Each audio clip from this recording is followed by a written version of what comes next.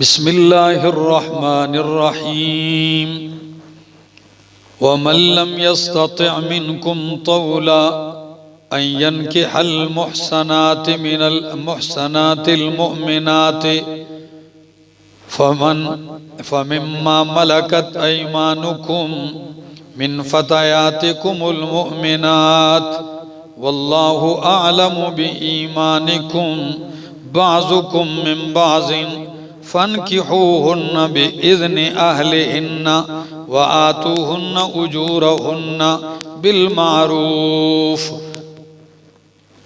فرمایا وَمَن لَّمْ يَسْتَطِعْ مِنْكُمْ طَوْلًا، اور جو تم میں سے نہ رکھے طاقت أَن يَنْكِحَ الْمُحْصَنَاتِ، یہ کہ نکاح کرے پاک دامن مومن عورت سے، پاک دامن آزاد عورت سے، تو فَمِمَّا مَلَكَتْ أَيْمَانُكُمْ، پس ان میں سے نکاح کر لے ملکت ایمانکم، جن کے تمہارے دائیں ہاتھ مالک ہیں، من فتیاتکم المؤمنات، تمہاری مومنہ باندیوں میں سے، واللہ اعلم بإیمانکم، اللہ خوب جانتا ہے تمہارے ایمان کو، بعضکم من بعض، تمہارے بعض سے ہیں، فَانْكِحُوهُنَّ بِإِذْنِ أَهْلِهِنَّ، پس نکاح کرو ان سے ان کے مالکوں کی اجازت کے ساتھ، وَآتُوهُنَّ أُجُورَهُنَّ، اور دے دو ان کو ان کا مہر، بالمعروف، قانون دستور کے مطابق، محصنات غیر مصافحات، ہاں چاہیے کہ ہوں وہ نکاح میں آنے والی، پاک دامن رہنے والی، غیر مصافحات، نہ ہوں مستیاں نکالنے والی، خواہشات پوری کرنے والی، ولا متخذات اخدان، اور نہ ہوں وہ چوری چھپے یارانے لگانے والیاں، فَإِذَا أُحْسِنَّا، پس جب وہ آ جائیں عقد نکاح میں، فَإِنْ أَتَيْنَ بِفَاحِشَةٍ، پس اگر وہ آ جائیں کھلی بے حیائی کے ساتھ، یعنی بدکاری کے ساتھ، فَعَلَيْهِنَّ نِصْفُ مَا عَلَى الْمُحْصَنَاتِ مِنَ الْعَذَابِ، تو ان کے اوپر ہے آدھا ما علی المحصنات، کس کا آدھا؟ اس کا جو آزاد عورتوں پر ہے، من العذاب، سزا سے، ذالک لمن خشی العنت، یہ لونڈیوں سے نکاح کرنا اس کے لیے ہے جو ڈرتا ہو العنت، شہوت میں پڑ جانے سے، منکم تم میں سے، وَأَن تَصْبِرُوا، اگر تم صبر کرو، فرمایا خیر لکم، تمہارے لیے بہتر ہے، واللہ غفور الرحیم، اور اللہ بخشنے والا مہربان ہے۔ درس جاری تھا کہ ان عورتوں کا ذکر شروع تھا جن سے نکاح کرنا کیا تھا؟ حرام تھا، محرمات کا ذکر تھا، ان میں بیٹیاں، مائیں، ٹھیک ہے نا، پھوپیاں، خالائیں، بانجیاں، بتیجیاں، یا جو کسی کے نکاح میں ایک عورت ہے تو اس سے بھی نکاح نہیں ہو سکتا، وہ پوری تفصیل آپ نے سنی۔ اب فرمایا فَمَن لَّمْ يَسْتَطِعْ مِنْكُمْ طَوْلًا، جو نہیں طاقت رکھتا تم میں سے طولا، مالداری کی، ٹھیک ہے نا، یعنی ایک بندے کے پاس مال نہیں ہے، وہ آزاد عورت سے نکاح نہیں کر سکتا، تو اب کیا کرے؟ تو فرمایا جو تم میں طاقت نہیں رکھتا مال کی، أَن يَنْكِحَ الْمُحْصَنَاتِ الْمُؤْمِنَاتِ، یہ کہ نکاح کرے مومنہ اور آزاد عورت سے، کس عورت سے؟ مومنہ آزاد عورت سے، تو پھر کس سے نکاح کرے؟ فرمایا فَمِمَّا مَلَكَتْ أَيْمَانُكُمْ، تو نکاح کرے ان عورتوں سے جن کے تمہارے دائیں ہاتھ مالک ہیں، کون؟ یعنی من فتیاتکم المؤمنات، تمہاری مومنہ لونڈیوں میں سے، کوئی مومنہ باندی دیکھ لے اس سے نکاح کر لے۔ اب آپ کئی لوگوں کے ذہن میں شاید باندی نہ ہو، پہلے زمانے میں یہ ہوتا تھا کہ جنگوں میں عورتیں قبضے میں کی جاتی تھی، ٹھیک ہے نا، تو جو مرد قبضے میں کر لیے جاتے وہ غلام بنا لیے جاتے، اور جو عورتیں قبضے میں جنگ میں لی جاتی ان کو کیا بنا لیا جاتا؟ ان کو باندیاں اور لونڈیاں بنا لیا جاتا تھا۔ تو جب یہ سلسلہ چلتا، پھر یہ زمانے سے چلا آ رہا تھا، تو اتنا پھیل گیا کہ پھر ان باندیوں لونڈیوں کی تجارتیں بھی کیا ہو گئیں؟ شروع ہو گئیں۔ غلام کوئی خرید رہا ہے، کوئی بیچ رہا ہے، کوئی لونڈیاں خرید رہا ہے، کوئی بیچ رہا ہے۔ تو فرمایا اگر مومن ایک بندے کو آزاد عورت سے نکاح کی طاقت مہر نہیں دے سکتا، آزاد شریف خاندان والی کے خرچے نہیں کر سکتا، تو فرمایا پھر کیا کر لے؟ ایک باندی سے نکاح کر لے۔ واللہ اعلم بایمانکم، اللہ تمہارے ایمان کو جانتا ہے۔ کس کو؟ ایمان کا ایک معنی تو اپنا وہی، دوسرا معنی اللہ تمہارے ارادوں اور وعدوں کو جانتا ہے، تمہارے ارادوں اور وعدوں کو جانتا ہے۔ بعضکم من بعضین، یعنی اگر لونڈی ملتی ہے تو اتنی وہ کرنے کی ضرورت نہیں، وہ بھی انسان ہے، کوئی باہر کی مخلوق تمہارے بعض سے ہیں، یعنی وہ بھی تمہاری جیسی عورتیں انسان ہی تو ہیں۔ فَانْكِحُوهُنَّ، پس ان باندیوں سے نکاح کرو، بِإِذْنِ أَهْلِهِنَّ، ان کے مالکوں کی اجازت سے۔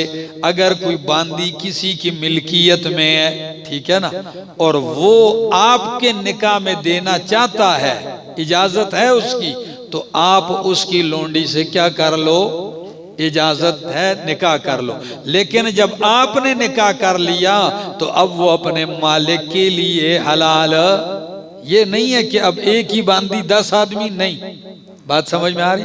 پھر وہ جس کے نکاح میں آ گئی ہے وہ اسی کی بیوی ہے، ہاں لونڈی اسی کی رہے گی، لیکن جس کے نکاح میں آئی ہے اس کی کیا رہے گی؟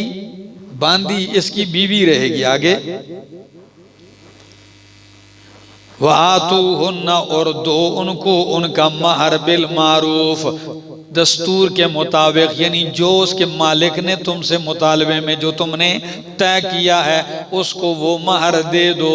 اور ہوں بھی وہ باندیاں کیسی ہوں؟ آپ کو بتایا جا رہا ہے کہ آزاد عورت نہیں ملتی، باندی سے نکاح کرتے، وہ باندی کیسی ہو؟ فرمایا محصنات، وہ پاک دامنی میں آنا چاہتی ہوں، یعنی نکاح کر کے وہ گناہوں سے بچنا چاہتی ہو، عقد نکاح میں آنے والی ہو، غیر مصافحات، صرف مستیاں نکالنے والی نہ ہو، یعنی محض خواہش پوری کرنے والی نہ ہو، ولا متخذات اخدان، اور نہ ہی چوری چھپے یاریاں لگانے والی ہو۔ باندی اگر ایسی، چونکہ عموماً باندیوں پردے کے بغیر گھومتی تھیں، تو پھر وہ کبھی ایک جگہ یارانے دوستانے، تو فرمایا ایسی یاریاں، چوری چھپے یاریاں، دوستیاں لگانے والی اگر ایسی ہے تو اس سے نکاح کرنے کی ضرورت نہیں ہے۔ ہاں فَإِذَا أُحْسِنَّا، پس جب وہ آ جائیں عقد نکاح میں پاک دامنی کے ساتھ، فَإِنْ أَتَيْنَ بِفَاحِشَةٍ، اگر عقد نکاح میں آنے کے بعد ان سے کوئی بے حیائی ہو جائے، باندی سے نکاح کیا، شادی ہو گئی، اب اس کے بعد اس سے کوئی گناہ، جرم زنا کا سرزد ہو گیا، تو اب اس کے لیے سزا کیا ہے؟ فرمایا اس کے لیے سزا عادی ہے۔ کیا ہے؟ کیوں؟ وہ لونڈیوں کے قانون الگ ہیں، اس کے لیے اس کا مہر بھی کم ہوتا ہے، اسی طرح اس کی عدت بھی کم ہوتی ہے۔ طلاق الامت سنتان، لونڈی کی طلاقیں کتنی ہیں؟ آزاد عورت کی 3، اور وعدتها حیضتان، اور باندی کی عدت کتنی ہیں؟ 2 حیض، جبکہ آزاد عورت کی عدت 3 حیض ہے۔ تو اسی طرح سزا بھی ان کی کیا ہے؟ جو آزاد کو ملتی ہے وہ کیا ہے؟ عادی ہے۔ آگے جی، اگر وہ آ جائیں بے حیائی کے ساتھ تو فعلیہن، تو ان کی اوپر ہے سزا نصف عادی ما علی المحسنات جو آزاد پر ہوتی ہے اس کی آدھی ہے من العذاب سزا سے ذالک لمن خشی العنتا یہ باندیوں سے نکاح کا حکم اس شخص کے لیے جو ڈرتا ہو شہوت میں گر جانے سے کس میں پڑ جانے سے یعنی ایک بندہ ہے کہ آزاد سے نکاح کر نہیں سکتا ہوں اور باندی سے نکاح نہ کروں تو پھر بدکاری ہو جائے گی گناہ میں مبتلا ہو جاؤں گا تو اللہ فرماتے ہیں گناہ بدکاری زنا نہ کر کیا کر لے باندی سے نکاح کر لے لیکن اگر ایک بندہ صبر کر سکتا ہے کیا کر سکتا ہے تو پھر باندی سے نکاح نہ کرے صبر کرے اچھا نہیں ہے اس سے نکاح کرنا کیوں وجہ یہ ہے کہ وہ باندی کسی اور کی ہے جب تیرے بچے پیدا ہوں گے اس سے تو وہ غلام کس کے ہوں گے اسی کے ہوں گے جس کی ملکیت میں وہ کیا ہے تو تیرے بچے اوروں کے غلاموں میں پیدا بن رہے ہیں جا رہے ہیں غلامی میں تو اس لیے بہتر فرمایا ہوا ان تصبروا اگر تم صبر کر لو تو خیر لکم تمہارے لیے بہتر ہے واللہ غفور الرحیم اور اللہ بخشنے والا مہربان ہے یرید اللہ لیبین لکم اللہ چاہتا ہے کہ تمہارے لیے بیان کرے واضح کرے کیا کرے بیان کرے وضاحت کر دے وَيَهْدِيَكُمْ اور اللہ واضح کر دے ظاہر کر دے تمہارے لیے سنن الذین طریقے ان لوگوں کے جو تم سے پہلے گزرے ہیں یعنی پہلے لوگوں کے صلحاء کے طریقے تمہیں بیان کر دے تمہارے لیے اور پھر تمہیں اس پر چلنے کی تلقین کر دے پہلے لوگوں کے طریقے تمہارے لیے بیان کر دے صلحاء کے اور تمہیں اس پہ چلنے کی کیا دے دے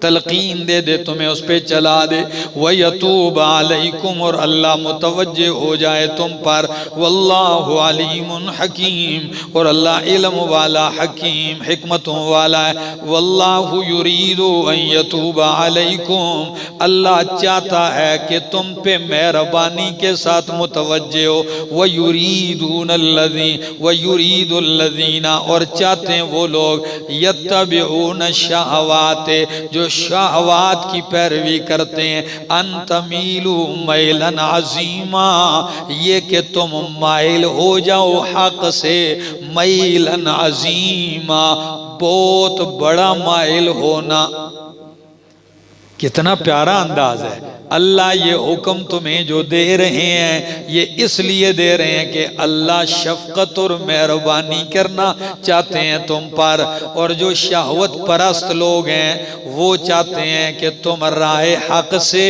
یا اللہ کی کتاب سے کیا ہو جاؤ مائل ہو جاؤ پھرنا بہت بڑا اتنے بڑے میلان کے ساتھ پھر جاؤ حق سے کہ واپس پلٹ بھی نہ آ سکو یرید اللہ چاہتا ہے اللہ ان یخفف عنکم کہ تم سے بوجھ ہلکا کرے وخلق الانسان ضعیفا اور پیدا کیا گیا ہے انسان کیا کمزور انسان اپنی ساخت کے اعتبار سے بڑا کمزور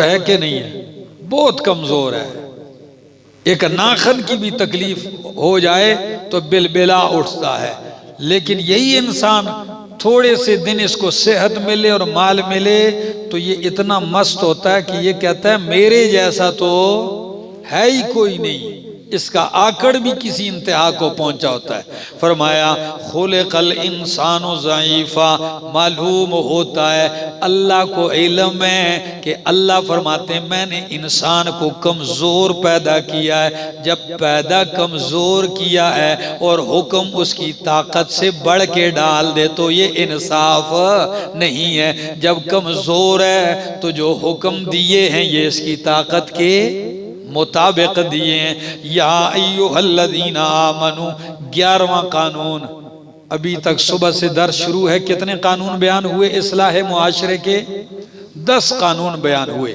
یہ 11واں قانون ہے یا ایوہ الذین آمنو اے ایمان والو لا تأکلوا اموالکم بینکم نہ کھاؤ اپنوں کا مال یا اپنا مال بینکم آپس میں بالباطل ناحق طریقے سے اپنا مال آپس میں ناجائز طریقے سے نہ کھاؤ. کسی مومن کے لیے، کسی شخص کے لیے کسی بھائی کا مال کھانا جائز نہیں. الا بطیب نفسی، مگر اس کی خوشی کے ساتھ. آپ اگر کسی کا مال اس کی خوشی سے اگر آپ کو کوئی چیز دیتا ہے تو کھا سکتے ہیں. اس کی خوشی نہ ہو آپ یہ مال کھاتے ہیں تو یہ حلال نہیں ہے، یہ حرام ہے. سمجھ میں آ رہی ہے؟ ریڑھے کے سامنے کھڑے ہیں. میں چھوٹا سا تھا تو میں یہ دانے خرید رہا تھا. سٹوں کا زمانہ تھا تو سٹے والا وہ دانے لگا ہوا ہے بٹی کی گرم کی ہوئی نمک میں، وہ اس کو بون رہا ہے. تو میں نے اس کو 5 روپے پکڑائے اور کہتا ہوں میرے لیے دانے ڈالو. اب وہ جب تک دانے ڈالتا ہے میں ادھر کھڑے کھڑے کھا بھی رہا ہوں. چھوٹا جو تھا، دور سے میرے والد صاحب مجھے دیکھ رہے تھے. مجھے یہ نہیں پتا تھا جب تھیلی میں وہ کاغذ کی تھیلی ہوتی تھی اس میں دانے لیے پاس آئے، پٹاخ ایک لگائی. کیا کر کیا ہے؟ میں نے کہا کیا کیا ہے؟ 5 روپے دیے دانے لے کے آیا ہوں تو اس میں مارنے. دانے تو نے لیے، یہ جو تو کھا رہا تھا کھڑے کھڑے یہ کیا کھا رہا؟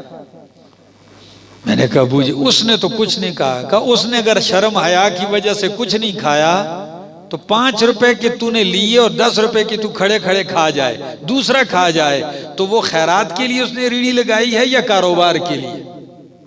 وہ بات مجھے اب تک یاد ہے. تو اب عادت اس کے بعد ایسی بن گئی ہے کہ جب کسی فروٹ والے کے پاس بھی جا کے کہتا ہوں، کہتا ہے مولانا صاحب چکھو، میں کہتا نہیں میں چکھنا کوئی نہیں ہے. ٹھیک ہے نا، بس آپ مجھے اعتبار ہے اچھی چیز دے دو. تو فرمایا نہ کھاؤ آپس میں مال اپنا باطل طریقے سے. ہاں ایک طریقہ ہے کہ ایک دوسرے کا مال کھا سکتے. وہ کیا؟ الا ان تکون تجارتن، مگر یہ کہ ہو تجارت ان تراض منکم، تو تمہاری رضامندگی سے. ایک لے رہا ہے دوسرا بیچ رہا ہے تو بیچنے والا آپ سے نفع کما رہا ہے تو آپ سے لے رہا ہے نفع، وہ اس کے لیے کیا ہے؟ حلال ہے. خوشی سے ایک دوسرے کے ساتھ تجارت کرتے ہو تو ایک دوسرے سے خوب نفع کماتے ہو، کھاتے ہو، یہ کیا ہے؟ لیکن یہ نفع تمہارے آپس میں کیا ہے؟ رضامندگی سے ہے. آگے جی وَلَا تَقْتُلُوا أَنفُسَكُمْ، اور نہ قتل کرو اپنے آپ کو. تو اپنے آپ کو قتل نہ کرو. اگر حقیقی معنی پہ لگاؤ گے تو معنی خودکشی نہ کرو، لیکن یہاں خودکشی کی تو بات ہی نہیں چل رہی. اس لیے لا تقتلوا کو کہو تنویر علی ما سبق. پہلے جو 11 قانون بیان ہوئے ہیں اس سے سب کے ساتھ لگاؤ کہ اللہ کہتا ہے مجھ سے ڈرو اور اپنے آپ کو نہ مارو، بیویوں کے حقوق ادا کرو اور اپنے آپ کو ہلاکت میں نہ ڈالو، یتیموں کے حقوق ادا کرو اور اپنے آپ کو ہلاکت میں نہ ڈالو. تو اس کا تعلق پیچھے 11 قانونوں کے ساتھ ہے. ٹھیک ہے نا، کہ ان 11 قوانین کا انکار کر کے اس کے خلاف کر کے اپنے آپ کو مارو نہیں، یہ موت ہے تمہاری. کیا ہے آگے؟ ان اللہ کان بکم رحیما، بے شک اللہ تم پہ بے حد مہربان ہے. ومن یفعل ذالک، اور جو تم میں سے یہ کام کرے گا عدوانا، دشمنی کے ساتھ. کس کے ساتھ؟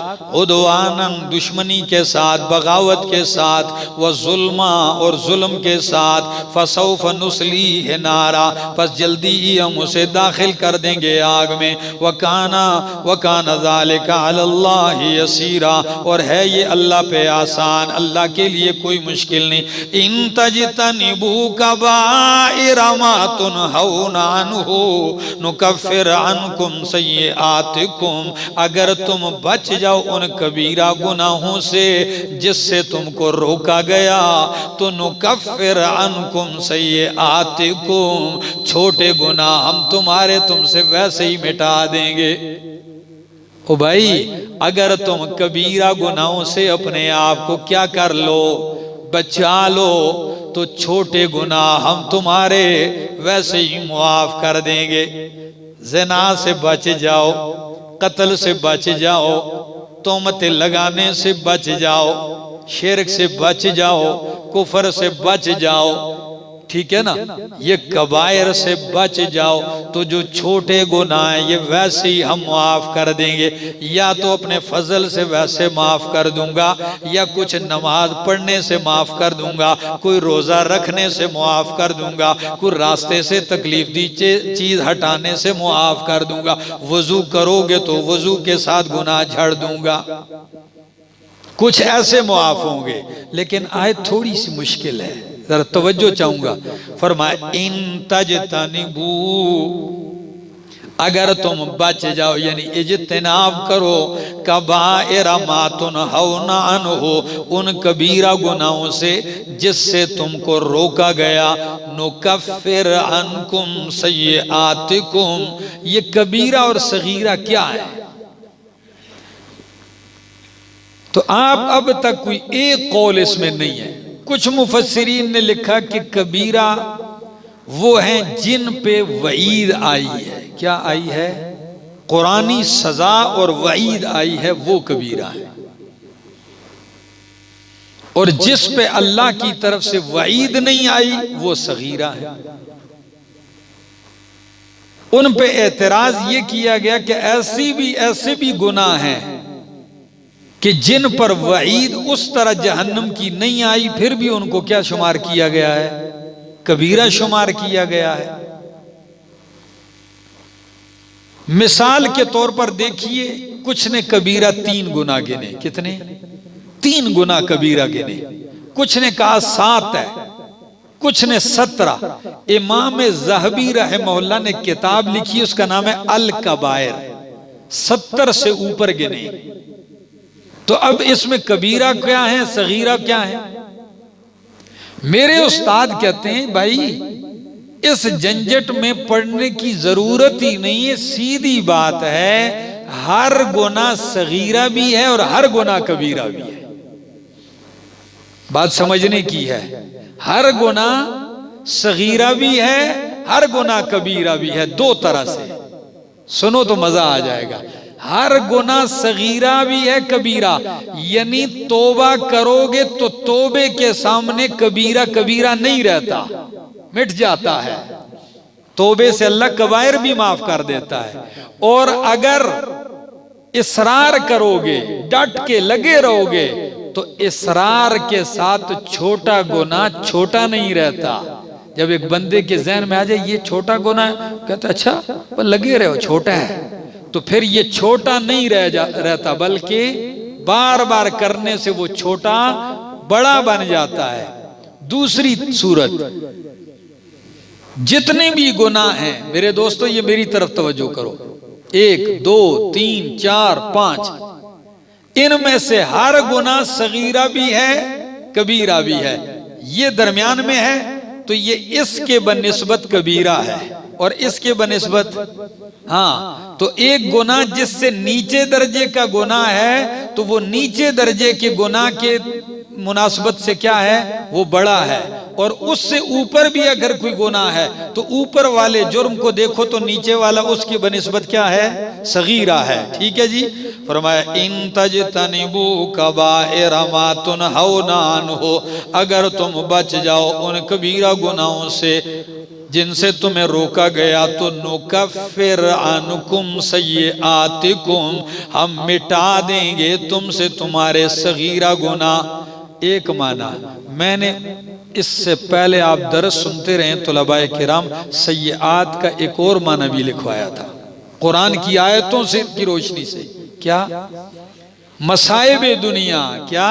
تو اب مانا کرو، اگر تم کبیرہ گناہوں سے بچ جاؤ گے تو میں تم سے دنیا کی مصیبتیں دور کر دوں گا۔ کیا کر دوں گا؟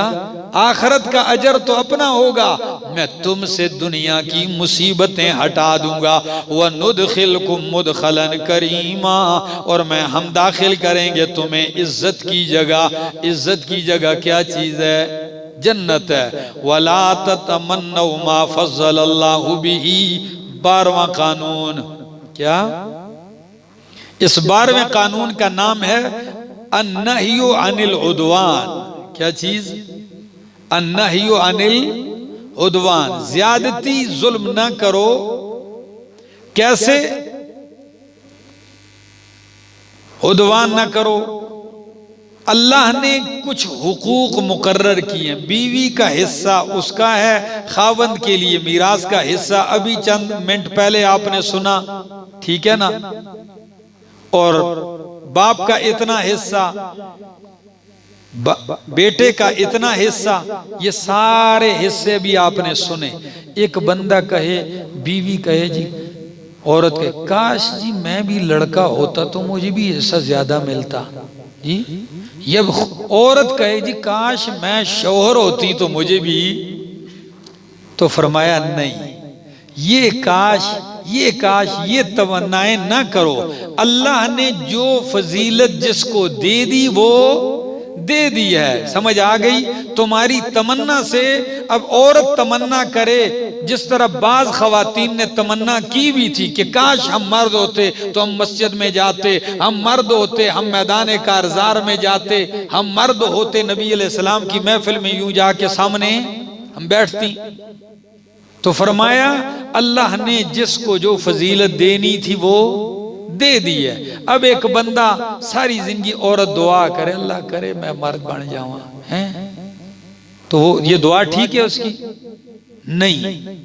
مرد کو اللہ نے مرد بنا دیا، اور کئی مرد ہوں وہ دعاؤں پہ لگ جائیں جی. عورت نہیں بن سکتے تو پھر مر مٹ کے تو ہجڑا بن جاتے ہیں، تبھی تو ہجڑوں پہ لعنت ہے. بات سمجھ آ گئی ہے؟ ان پہ ہجڑوں پہ جو مرد ہوتے ہوئے اپنے آپ کو کیا بنا دیتے ہیں؟ ہجڑا بناتے. ایک تو جو قدرت پیدا کر دے اس میں تو اس کا کوئی اختیار نہیں ہے. فرمایا وَلَا تَتَمَنَّوْا، اور نہ تمنا کرو، مَا فَضَّلَ اللَّهُ بِهِ بَعْضَكُمْ عَلَى بَعْضٍ، اس کی کہ فضیلت دیے اللہ نے اس کے ذریعے تمہارے بعض کو عَلَى بَعْضٍ بعض پر. لِلرِّجَالِ نَصِيبٌ مِّمَّا اكْتَسَبُوا، مردوں کے لیے حصہ ہے اس میں سے جو انہوں نے کمایا. یعنی قیامت کے ساتھ لگاؤ، مردوں کو ان کی کمائی کا حصہ ملے گا، اور عورتوں کے لیے حصہ ہے جو وہ کمائیں گی. عورت محنت کر کے مرد سے بھی جنت میں اعلیٰ مقام حاصل کر سکتی ہے. بات سمجھ میں آ گئی؟ اور اگر لگاؤ میراث کے قوانین کے ساتھ تو اب آیت کا معنی علامہ حسین نیلوی شاہ صاحب یوں کرتے ہیں. وہ کہتے ہیں لِلرِّجَالِ نَصِيبٌ مِّمَّا اكْتَسَبُوا، مردوں کے لیے حصہ ہے مِّمَّا اكْتَسَبُوا جو ان کے مناسب ہے، وہ عورتوں کے لیے حصہ ہے مِّمَّا اكْتَسَبُوا جو ان کے مناسب ہے. میں نے جو مردوں کا مناسب حصہ تھا میراث میں وہ بھی بتا دیا، اور جو عورت کے مناسب تھا وہ بھی بتا دیا. اب اگر کوئی عورت آ کے کہتی ہے کیا یہ ظلم نہیں ہے کہ میراث میں ایک عورت کا حصہ دو عورتوں کا حصہ ایک مرد کے برابر ہے، یعنی مرد کا حصہ عورت سے کیا ہے؟ ڈبل ہے. تو اب اگر یہ عورت کہے کہ یہ ظلم ہے تو ہم کہتے ہیں ظلم نہیں ہے. تھوڑا گہری نظر سے دیکھو تو بالکل عین انصاف ہے. کیوں؟ عورت شادی کرتی ہے تو اس کو خاوند کے میراث سے بھی کیا ہے؟ حصہ ملتا ہے. ایک حصہ اس کو باپ کے میراث سے بھی مل جاتا ہے. تو دو ہو گئے کہ نہیں ہو گئے؟ اور خاوند جو ہوتا ہے وہ شادی کرتا ہے تو وہ مہر بھی دیتا ہے. بات سمجھے؟ تو غور کرو تو انصاف ہے، ظلم اس میں کچھ بھی نہیں. آگے فرمایا لِلرِّجَالِ نَصِيبٌ مِّمَّا اكْتَسَبُوا وَلِلنِّسَاءِ نَصِيبٌ مِّمَّا اكْتَسَبْنَا وَاسْأَلُوا اللَّهَ مِن فَضْلِهِ، اللہ سے اس کا فضل مانگو، اللہ سے اس کا فضل مانگو. عورت مرد بننے کی تمنا، مرد عورت بننے کی تمنا. ہمارے ایک جاننے والے تھے تو ان کی ایک بات کسی نے بتائی، ہم بڑے ہنستے ہیں اس پر. کہتے ہیں اس طرف بیٹھا ہوا شیشہ دیکھ رہا ہے نا، شیشہ دیکھتے کہتے ساتھ میں دوستوں نے کہا جس طرح یہاں طلباء ہوتے ہیں اپنی جگہ بیٹھ کے شیشہ دیکھتے کہتے نے کہا بھائی کیا ہو گیا؟ یہ افسوس کس پر؟ کہتا ہے افسوس ہے تے اللہ کالا نہ بڑھاوے یا تے چنگایا. اب وہ دیکھا اللہ نے اس کو بنایا، اس پہ وہ کیا کر رہا ہے؟ افسوس کر رہا ہے۔ یہ بہت نامناسب بات ہے۔ اگر اللہ نے ایک فضیلت، تو یہ میں نے ایک مثال دی ہے، ٹھیک ہے نا، فضیلت دے دی ہے، بس تم اللہ سے اس کا فضل مانگو۔ آگے جی، وَلِكُلٍّ جَعَلْنَا، اللہ سے فضل مانگو، بے شک اللہ بِكُلِّ شَيْءٍ عَلِيمًا، ہر چیز کو جاننے والا ہے۔ وَلِكُلٍّ جَعَلْنَا مَوَالِيَا، 13واں قانون ایفائے عہد کا، کہ وعدے کرو تو اس کو پورا کرو۔ لِكُلٍّ جَعَلْنَا مَوَالِيَا، ہر ایک کے لیے ہم نے بنائے ہیں وارث، مما ترک الوالدان، اس میں سے جو ماں باپ چھوڑ مریں، والاقربون، اور قرابت دار، والذین، اور وہ لوگ، عقدت ایمانکم، کہ جن سے بندھے ہوئے ہیں تمہارے عہد و پیمان، فآتوہم، تو دو ان کو ان کا حصہ، ان اللہ کان علی کل شیء شہید، بے شک اللہ ہر چیز پر گواہ ہے، نگہبان ہے۔ آیت سمجھو میرے دوستو، فرمایا ہر ایک کے لیے وارث ہیں۔ کیا ہیں؟ ہر ایک کے لیے وارث ہیں۔ ماں باپ مرتے ہیں، سب کے وارث ہوتے ہیں، قرابت دار ہوتے ہیں، والدین ہوتے ہیں، والدین کی میراث میں اولاد وارث ہوتے ہیں۔ فرمائے ان کو بھی حصہ دو، اور ان کو بھی حصہ دو جن کے ساتھ تمہارا عہد و پیمان ہو چکا ہے۔ یہ عہد و پیمان والے کون سے؟ میری طرف دیکھو، عہد و پیمان والے، علامہ عبد الماجد دریابادی سا فرماتے ہیں کہ زمانہ جاہلیت میں دو دوست جب آپس میں دوستی کرتے تو وہ ایک دوسرے کو ہاتھ دے کے کہتے اب ہماری دوستی پکی، جو تمہارا دشمن وہ ہمارا دشمن، ٹھیک ہے، مجھ پہ اگر کوئی تکلیف آئے گی تو میرا ساتھ دے گا، تجھ پہ آئے گی میں ساتھ دوں گا، اور اگر ہم سے کے اوپر کوئی چٹی پڑے گی تو برے گا، مجھ پہ پڑے گی تو برے گا، تجھ پہ آئے گی میں۔ پھر اتنا بڑھتے کہ کہتے تو میرے مال میں میرا وارث بنے گا، اور میں اگر زندہ رہا تو فوت ہو گیا تو میں بھی تیرا کیا رہوں گا؟ وارث بنوں گا۔ اتنا پختہ کر لیتے ایک دوسرے کے ساتھ عہد و پیمان، ٹھیک ہے۔ تو اللہ نے فرمایا جو عہد و پیمان کیا ہے تو اب ان کو ان کا حصہ دو۔ تو شیخ عبدالسلام رستمی رحمہ اللہ کہتے ہیں ان کا حصہ شروع میں مقرر تھا 1/6۔ قاضی شمس الدین رحمہ اللہ لکھتے ہیں ان کا حصہ تھا ثلث میں، ٹھیک ہے نا یہ، لیکن آیت منسوخ ہو گئی ہے۔ کیوں؟ آیت اس لیے منسوخ ہو گئی کہ اب دوستی کی وجہ سے میراث میں کوئی شریک، کیونکہ اب جن جن کے حصے ہیں ان کو ان کے حصے ملیں گے۔ لیکن میرے شیخ فرماتے ہیں کہ آیت منسوخ ہونے سے بچ سکتی ہے۔ اب آپ کہیں گے آیت منسوخ ہونے سے کیسے بچ سکتی ہے؟ کہ ان کا میراث میں تو حصہ نہیں ہے، لیکن مرنے والے کو شریعت نے اتنا اختیار تو دیا ہے کہ وہ اپنے مال کے 1/3 حصے میں وصیت، تو اس تیسرے حصے میں اس یار دوست کے لیے کیا کر جائے؟ وصیت کر جائے۔ اس کی تو گنجائش ہے، پتہ نہیں بات سمجھ میں آ گئی ہے؟ تو اس کے لیے وصیت کر جائے، اس کی گنجائش ہے۔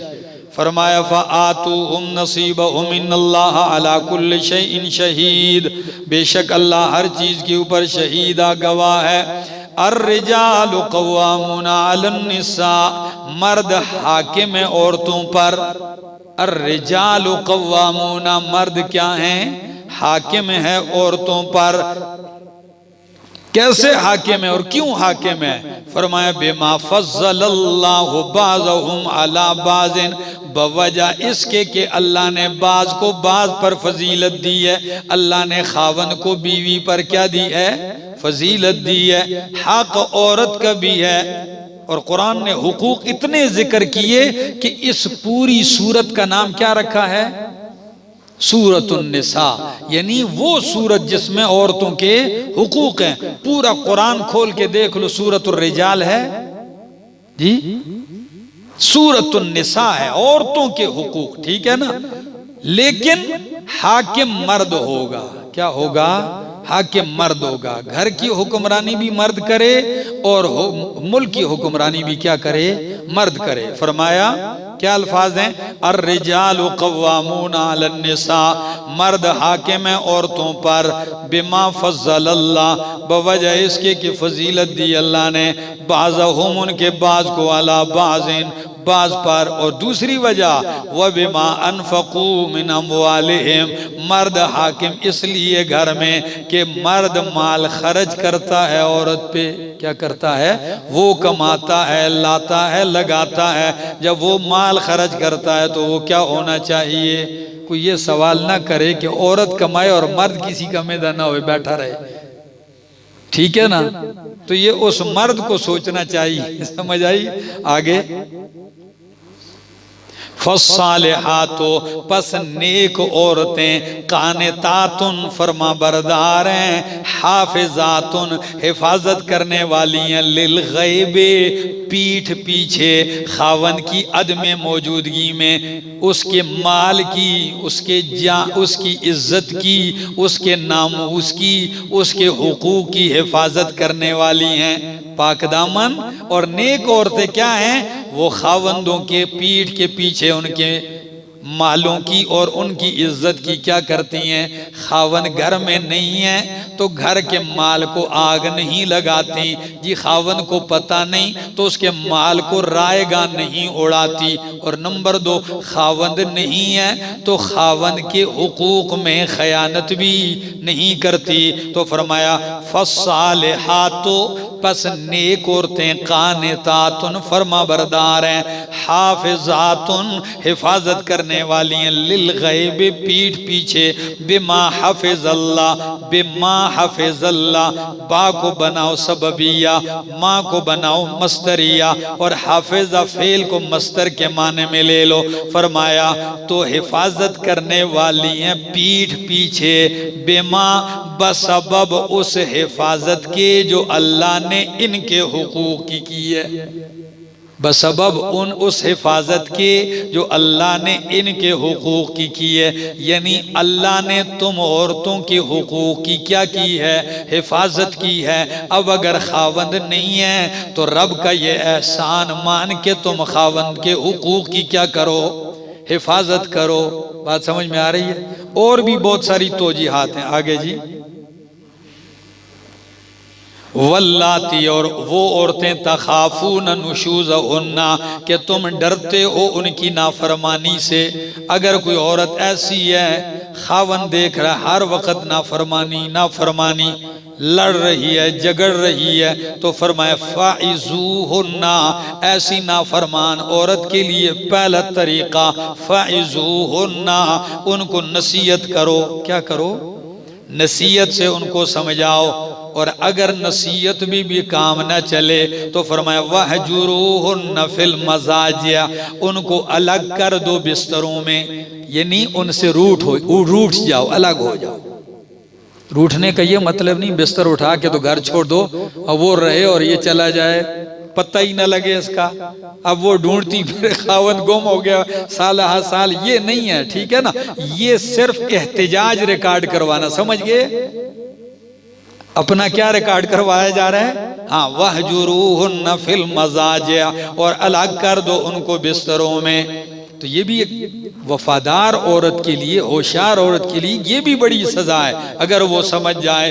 اگر اس سے بھی نہ سمجھے تو فرمایا وَضْرِبُوهُنَّ، مارو انہیں، مارو ہاکی لے کے ہڈی پسلی توڑ دو، نہیں بھائی یہ کون سا، نہیں، وَضْرِبُوهُنَّ تعدیباً، شفقت کے ساتھ، ان کے ساتھ گھر بسانے کے لیے، گھر اجاڑنے کے لیے نہیں۔ بات سمجھ آگئی؟ گھر بسانے کی مار اور گھر اجاڑنے کی مار میں کیا ہے؟ بہت بڑا فرق ہے، قرآن کو سمجھو۔ ہاں، کہیں ایسا نہ ہو، ہری پور میں ایک بندہ جیل میں گیا قیدیوں کے امتحان کے لیے، تو ادھر ایک ملا تھا، تو میں نے کہا تو کس جرم میں آئے؟ کہتے ہیں بس بیوی ہاتھ سے اگلے جان پہنچ گئی ہے۔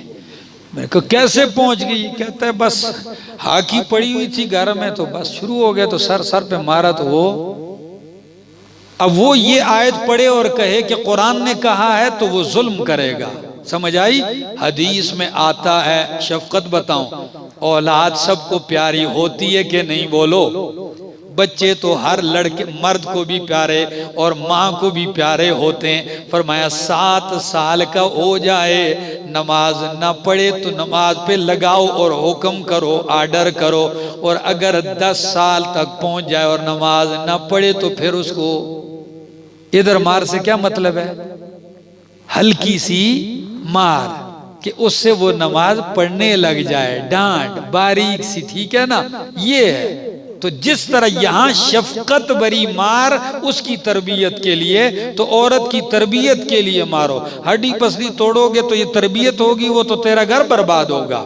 گھر برباد کرنے کا یہ طریقہ نہیں ہے۔ آگے گھر آباد کرنے کا یہ طریقہ نہیں ہے کہ ان کو مارو، ہڈیاں پسلیاں توڑ دو، نہ۔ آگے جی فرمایا وَضْرِبُوهُنَّ، اور انہیں مارو، فَإِنْ أَطَعْنَكُمْ، اگر وہ تمہاری اطاعت کرنے لگ جائیں، تیری نصیحت پہ مان جائے، تو بھی چھوڑ دے، باقی روٹھنا نہ کر، یا تو روٹھ پڑا، وہ تجھے منانے آ گئی ہے، تو مان جا، راضی ہو جا، یا تو نے ہلکی پھلکی مار دی اس کے بعد سنور گئی ہے، تو اب یہ باتیں دل میں رکھ کے گھر میں فساد نہ برپا کر مزید، فَلَا تَبْغُوا عَلَيْهِنَّ، پس نہ تلاش کرو ان کے اوپر سبیلا، ظلم اور زیادتی کا راستہ۔ کس کا راستہ؟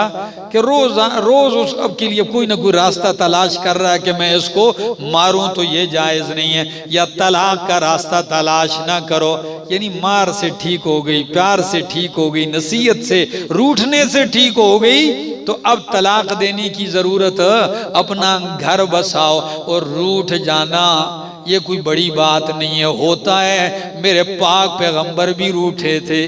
اللہ، اب آپ حیران ہوں گے، کائنات کی سب سے بڑی ہستی نبی پاک صلی اللہ علیہ وسلم سے صرف بیویوں نے اتنا مطالبہ کیا کہ اللہ کے حبیب مکے میں جب گزران کم ہوتا ہم نے کچھ نہیں کہا، اب مدینے میں فتوحات ہو گئی ہیں، مال کی فراوانی، غنیمتیں آ گئی ہیں، مہاجرین و انصار کی بیویوں کی کو بھی بہت کچھ مل گیا ہے، اب اگر ہمارے خرچے میں بھی کچھ اضافہ کر دیا جائے تو ان کا یہ مطالبہ ناجائز تھا؟ نہیں جائز تھا، لیکن چونکہ شان ان کی بہت اونچی تھی اور وہ پیغمبر کے گھر میں تربیت پانے والی تھی، تو نبی پاک صلی اللہ علیہ وسلم روٹھ گئے، گھر سے نکل گئے، مسجد کے بالا خانے میں آ گئے۔ 30 دن ہونے کو ہیں، ایک کم 30 دن، 29 کا مہینہ تھا۔ کتنے دنوں کا مہینہ تھا؟ وہ مہینہ 29 دن کا۔ 29 دن آپ ناراض ہیں، ہر طرف سارے مومنین میں انتہائی پریشانی کا عالم ہے۔ اسی پریشانی کے دوران حضرت عمر رضی اللہ تعالیٰ عنہ گھر آتے ہیں اور حضرت حفصہ ام المومنین کو ڈانٹ کے کہا، بیٹی تھی ان کے، کہا کہ آپ کی خیر نہیں، باپ تھا غصے، نبی پاک صلی اللہ علیہ وسلم ناراض ہیں، اور صدیق اکبر آ کے اپنی بیٹی کو ڈانٹتے ہیں۔ جب ادھر سے بات نہیں بنتی، ایک مرتبہ نبی علیہ السلام بالا خانے میں ہیں، فاروق اعظم تشریف لے آئے، اب دیکھتے ہیں کہ نبی علیہ السلام مسکرا نہیں رہے، پریشان ہیں، تو ایک دم کہنے لگے، یا رسول اللہ صلی اللہ علیہ وسلم میں ایک بات پوچھنے آیا ہوں۔ نبی علیہ السلام نے فرمایا، عمر پوچھو، کیا مسئلہ ہے؟ کہنے لگے، آپ نے بیویوں کو طلاق دی ہے؟ میں لا حول ولا قوت، نہیں میں نے تو کوئی طلاق نہیں دی۔ تو ایک دم کا سبحان اللہ، یعنی یہ تو لوگوں نے پروپیگنڈا کیا ہوا ہے، طلاق بھی نہیں دی۔ فرمایا پھر کوئی مسئلہ نہیں، جب طلاق نہیں دی تو پھر لگے گی بات، ٹھیک بھی ہو جائیں گے۔ پھر پوچھا، کہنے لگے اللہ کے رسول صلی اللہ علیہ وسلم، یہ پہلے جتنی بھی عورتیں تھیں نا جاہلیت میں، ہم نے سب کو دبا کے رکھا ہوا تھا، لیکن جب سے اسلام آیا آپ نے اتنے حقوق ان کو دے دیے کہ اب وہ ہمیں دبانے۔ جب یہ بات کی نبی علیہ السلام اتنے ہنسے کہ منہ پہ ہاتھ رکھ لیا۔ فرمایا یہ بات میں نے اس لیے کی تھی کہ نبی علیہ السلام ہنس پڑیں، مسکرا جائیں، خوش ہو جائیں، تو خوش ہوئے۔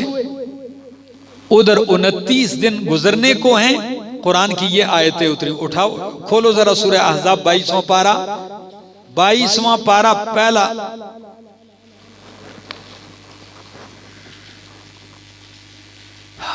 اللہ اکبر،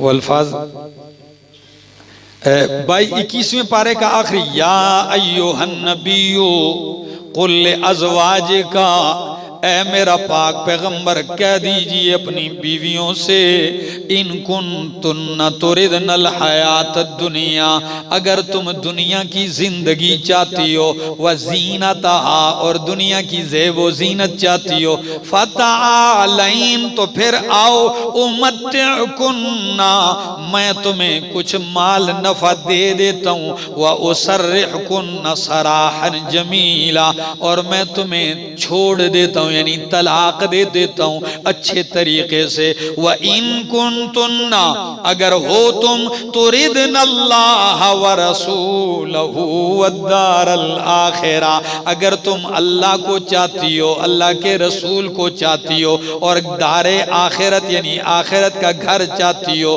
تو پھر اللہ نے تم میں سے نیکوکاروں کے لیے اجر عظیم تیار کر رکھا ہے۔ یہ آیت اترتی ہے، اللہ کے پاک پیغمبر یہ حکم ربانی لے کے آتے ہیں، امہات المومنین انتظار میں ہے، سیدھے آتے ہیں تو سب سے پہلے ام المومنین اما عائشہ کے حجرے میں آتے ہیں۔ جب وہاں آتے ہیں تو فرمایا عائشہ بیٹھ جاؤ، بٹھایا، فرمایا عائشہ آپ سے چند باتیں پوچھتا ہوں، جلدی نہیں کرنی جواب دینے میں، اگر سوچ کے بتانا، اور اگر سوچ سے بھی تم سے مسئلہ نہیں حل تو جا کے ماں باپ سے مشورہ کر کے خیر ہے مجھے جواب دے دینا۔ فرمایا اللہ کے حبیب بتائیے تو صحیح کون سی بات ہے؟ آپ نے یہ آیت پڑھ کے سنائی کہ ان کنتن تردن، ان کنتن، کیا الفاظ تھے؟ اگر تم چاہتی ہو دنیا کی زینت، دنیا کی زیبائش، تو پھر آؤ میں تمہیں طلاق دیتا ہوں، اور اگر تمہیں اللہ کا رسول دار آخرت پسند ہے پھر اجر عظیم ہے۔ فرمایا عائشہ سوچ کے جواب دینا۔ جب یہ بات کی تو ام المومنین کہنے لگی کیا میں اللہ اور اس کے رسول اور دار آخرت کے بارے میں ماں باپ سے مشورہ کروں گی؟ میں کسی سے کوئی مشورہ نہیں کرتی، اور میں اعلان کرتی ہوں اخترت اللہ ورسولہ والدار الآخرہ، مجھے اللہ اور اس کا رسول اور دار آخرت کیا ہے؟ پسند ہے۔ جب یہ بات کہی صدیقہ کائنات نے، نبی علیہ السلام کا چہرہ کھل اٹھتا ہے۔ جب کھل اٹھا ام المومنین سمجھ گئی امتحان میں کیا ہو گئی ہیں، پاس ہو گئی، تو فرمایا اللہ کے حبیب جب صلح ہو گئی، آپ راضی ہو گئے ہیں، تو پھر میری بھی ایک بات سن لیجئے۔ فرمایا عائشہ کیا بات؟ کہ جو جواب میں نے دیا ہے یہ دیگر بیویوں کو نہیں بتانا، ان سے پوچھنا ہے جو جواب میں نے دیا ہے یہ ان کو۔ نبی علیہ السلام نے مسکرا کے فرمایا عائشہ اللہ نے مجھے معلم بنا کر بھیجا ہے۔ کیا بنا کر؟ معلم بنا کر بھیجا ہے۔ تو جب ادھر سے اٹھ کے دیگر امہات المومنین کے پاس گئے اور یہی سوال دہرایا تو سب نے کہا اللہ کے حبیب، صدیقہ عائشہ صدیقہ نے کیا جواب دیا ہے؟ انہوں نے بھی وہی بات کی۔ انہوں نے کیا جواب دیا ہے؟ نبی علیہ السلام نے فرمایا انہوں نے اللہ اور اس کے رسول اور دار آخرت کو پسند کر لیا۔ تو وہ کہنے لگی ساری ہمارا بھی وہی جواب ہے جو صدیقہ کا جواب ہے۔ پتہ نہیں کتنی لمبی بات میں نے آپ کے لیے کر دی، ذرا ان لفظوں پہ غور کرو۔ کیا الفاظ تھے؟ ہاں، تو روٹھ جانا بھی ایک طریقہ ہے بیوی کو منانے کا۔ فرمایا روٹھ جاؤ یعنی جدا کر دو بستروں میں، یا ان کو مارو تعذیب کے لیے، اگر وہ تابعداری کرنے لگ جائیں تو ان پہ ظلم کا طلاق کا راستہ نہ تلاش کرو، بے شک اللہ پاک علیاً بلند ہے، کبیرہ بہت بڑا ہے۔ جزاک اللہ۔